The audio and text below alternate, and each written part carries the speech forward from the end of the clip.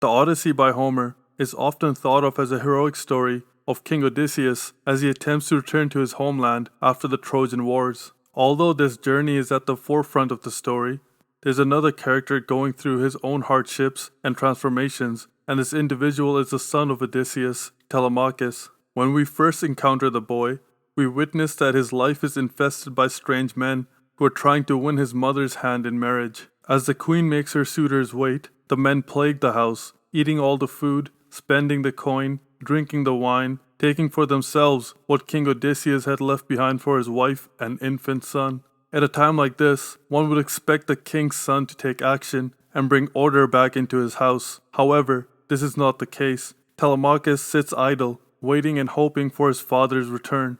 He says, "Dear stranger, would you be shocked by what I say? Look at them over there. Not a care in the world. Just liars and tunes. It's easy for them, all right. They feed on another's good and go scot-free. A man whose white bones lie strewn in the rain somewhere, rotting away on the land unrolling down the ocean's salty swells. But that man, if they caught sight of him home in Ithaca, by God, they all pray to be faster on their feet than richer in bars of gold and heavy robes." Telemachus is reliant on his father, as all young boys often are, and additionally, Telemachus is plagued by self-pity, and this poor attitude and mindset makes him inactive. He says, "He's left me with tears and grief, nor do I rake my heart and grieve for him alone. No longer. Now the gods have invented other miseries to plague me." Oftentimes, in archetypical stories, a hero requires the aid of an outsider to push him or her into activity. One has to look no further than Tolkien's Hobbit or Lord of the Rings, where Gandalf sets Bilbo and Frodo into motion. This common motif is even present in this ancient story, where Telemachus finds himself conversing with an individual who is actually the goddess Athena. Athena comes to Telemachus' aid and provides him with sound advice, for after all, Athena is the goddess of wisdom. She says, "I have some sound advice, if only you will accept it. Fit out a ship with 20 oars, the best in sight, sail in quest of news for your long-lost father. Someone may tell you something, or you may catch a rumor straight from Zeus, rumors that carry news to men like nothing else." Essentially, Telemachus must act and he must move. It is simple and yet much needed advice. Once you begin to help yourself, perhaps then others may help you. Athena goes on to say, "You must not cling to your boyhood any longer. It's time you were a man." So Telemachus is to become a man by taking on responsibility.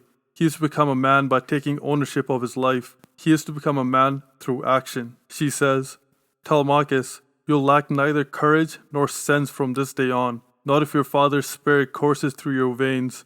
Now there was a man, I'd say, in words and actions both." Telemachus must cultivate his character. Although his father is a great man, this doesn't mean he will be great. No one is born a hero. One must mold themselves into such a being. This is why Telemachus' journey and transformation are also important. He goes from a timid boy who is shy and who lacks the courage to deal with individuals who are causing his mother pain. No one wishes to be like this individual. However, although Telemachus starts from a bottom position, through action and responsibility, he's able to create for himself a man who encompasses what a hero is supposed to be. This creation is aided by others, but ultimately it is Telemachus who must act. So it is this simple advice that Athena imparts on Telemachus. In order to grow, one must take on a burden, take on responsibility, and through such actions, one is able to become the individual who's capable of handling hardships, and furthermore, an individual who is able to overcome hardships.